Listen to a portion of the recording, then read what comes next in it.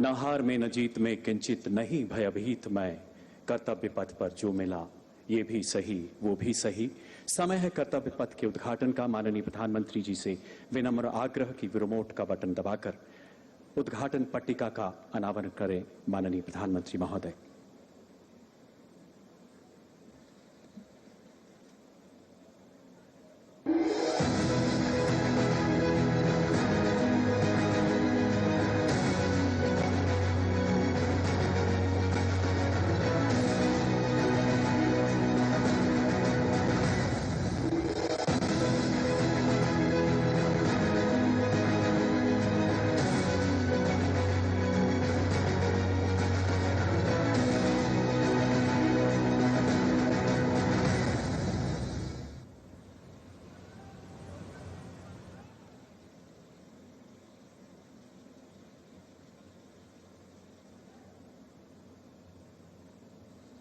माननीय प्रधानमंत्री जी द्वारा पट्टिका अनावरण के साथ गौरवशाली कर्तव्य पथ का लोकार्पण संपन्न।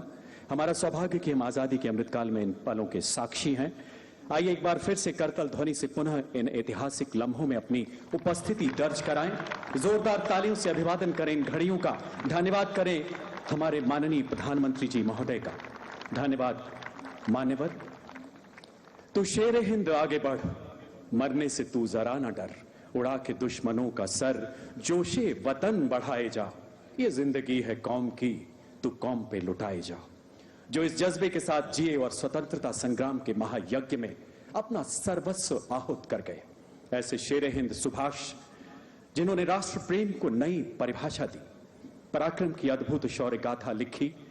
माननीय प्रधानमंत्री जी के ओजस्वी मार्गदर्शन में उनकी प्रतिमा की स्थापना।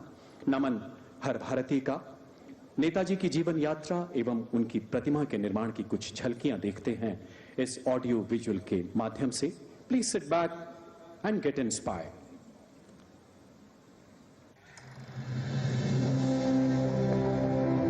भारत की आजादी के 75 साल आज हम उत्सव के रूप में मना रहे हैं।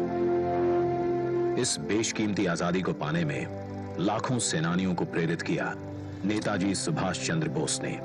क्या अमीर क्या गरीब, हर भारतीय के दिल में नेताजी ने ऐसी आग प्रज्वलित की जिसने न केवल भारत को स्वतंत्र किया बल्कि ब्रिटिश साम्राज्य की नींव को ध्वस्त कर दिया।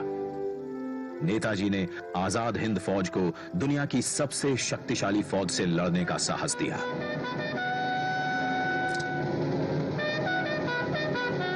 भारत की पहली अंतरिम सरकार की स्थापना की और 21 अक्टूबर 1943 को पहली बार भारत की धरती पर राष्ट्रीय ध्वज फहराया।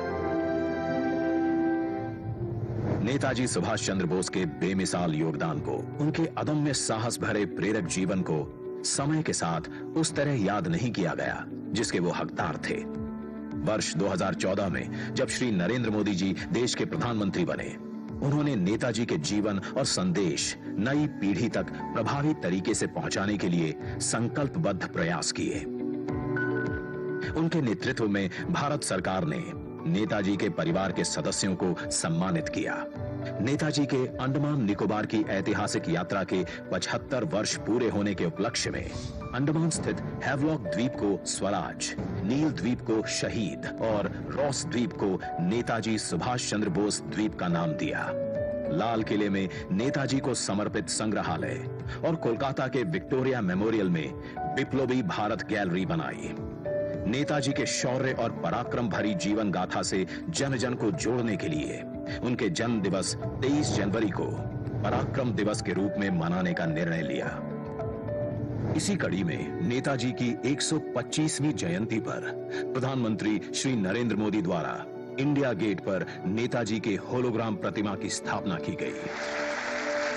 आज उसी स्थान पर ग्रेनाइट से बनी नेताजी सुभाष चंद्र बोस की प्रतिमा का अनावरण हो रहा है, जो भारत की सबसे ऊंची अखंड प्रतिमाओं में से एक है। ये प्रतिमा आजादी के महानायक को कृतज्ञ राष्ट्र की श्रद्धांजलि है। नेताजी सुभाष की ये प्रतिमा हमारी लोकतांत्रिक संस्थाओं, हमारे पीढ़ियों को राष्ट्रीय कर्तव्य का बोध कराएगी। आने वाली पीढ़ियों को, वर्तमान पीढ़ी को निरंतर प्रेरणा देती रहेगी।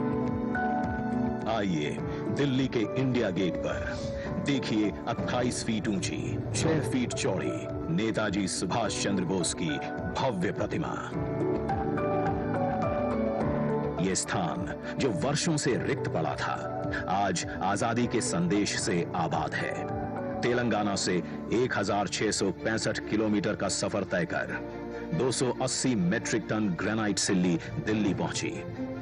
इसे लाना भी एक चुनौती थी, जिसके लिए 140 पहियों वाली 100 फीट लंबी गाड़ी बनाई गई। प्रख्यात मूर्तिकार श्री अरुण योगीराज ने इसे आकार दिया। शिल्पकारों की टीम ने इसे 26,000 घंटों तक अपने श्रम से सींचा।